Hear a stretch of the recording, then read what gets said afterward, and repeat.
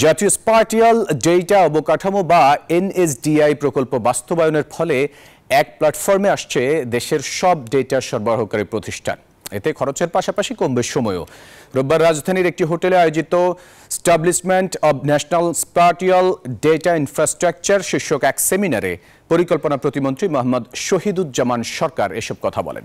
সেমিনারে জানানো হয়, বর্তমানে বিভিন্ন সংস্থা আলাদাভাবে একই বিষয়ে ডেটা প্রস্তুত করে থাকে। তবে এনএসডিআই নীতি বাস্তবায়ন হলে সব দপ্তরে থাকা ডেটাগুলো সম্পর্কে জানা সম্ভব হবে।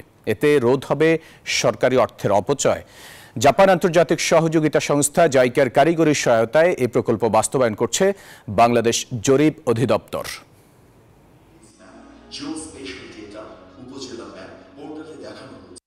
In our country, large quality of geospatial data is available with various public and private sectors, but lack of common platform for data sharing causes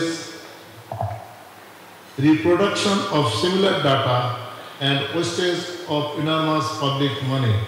Considering the reality, now NSDI brings all the data providing organizations under the same umbrella.